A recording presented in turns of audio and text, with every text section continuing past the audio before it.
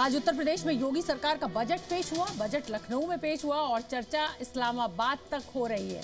और ये मैं इसलिए कह रही हूँ कि दरअसल यूपी का जो बजट है वो परमाणु बम वाले पाकिस्तान के बजट से बहुत बड़ा है।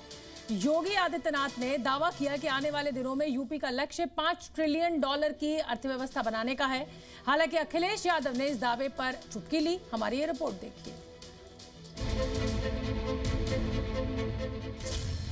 यूपी का बजट 8,08,736 करोड़, जबकि पाकिस्तान का बजट सिर्फ 5,65,000 करोड़।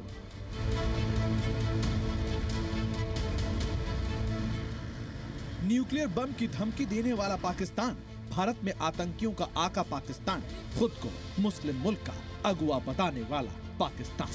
हमारे अकेले यूपी के सामने ही वो कितना बौना है, ये सिर्फ उसकी वानगी है। योगी ने अपना खजाना खोला तो पाकिस्तान की पूरी अकड़ आंकड़ों के सामने ध्वस्त हो गई। एक बार फिर देखिए।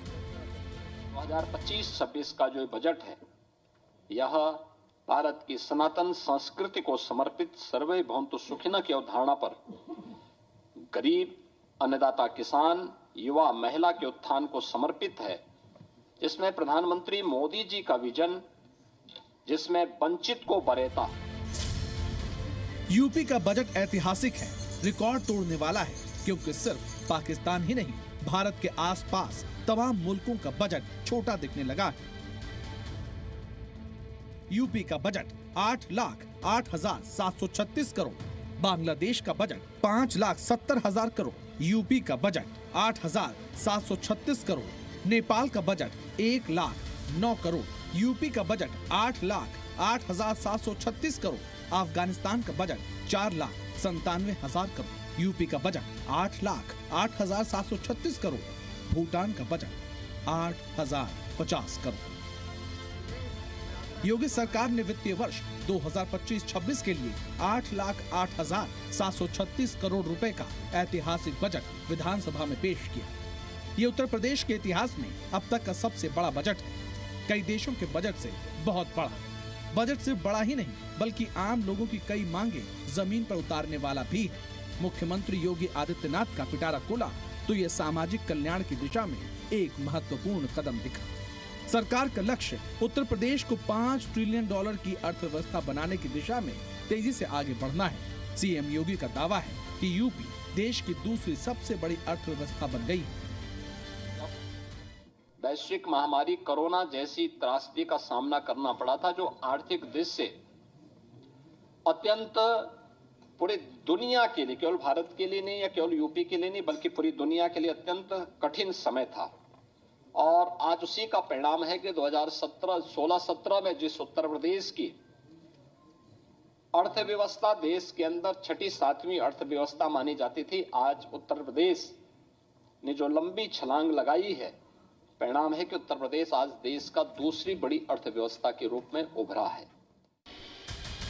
खास बात यह है कि इस बार यूपी की बजट में विकास की रफ्तार को तेज करने के लिए हर वर्ग का ख्याल रखा गया।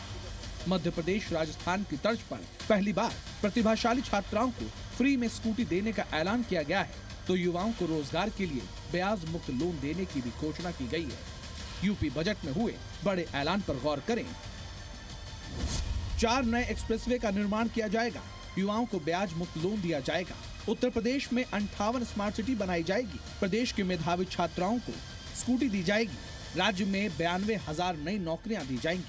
पिछले 8 वर्षों में 45 लाख करोड़ रुपए के निवेश प्रस्ताव प्राप्त किए हैं, जिनमें से अब तक हम लोग 15 लाख करोड़ रुपए से अधिक के निवेश प्रस्ताव को जमीनी धरातल पर उतारने में हमें सफलता प्राप्त हुई है।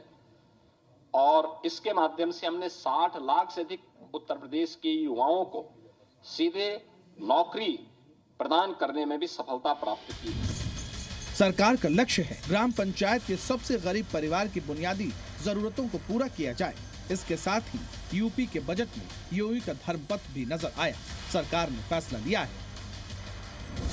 बांके बिहारी कॉरिडोर बनेगा, विंध्याचल में परिक्रमा पथ का निर्माण किया जाएगा, मथुरा में पर्यटन बढ़ाने के लिए 125 करोड़ रुपए खर्च किए जाएंगे। वृंदावन में श्री बांके बिहारी मंदिर के सुंदरीकरण और उसे कॉरिडोर के रूप में विकसित करने के लिए 150 करोड़ रुपए की व्यवस्था का प्रावधान किया गया है। मिर्जापुर में मां विंध्यवासिनी धाम और उससे जुड़े हुए त्रिकोण के विकास के लिए 200 करोड़ का विकास प्रस्तावित किया गया है।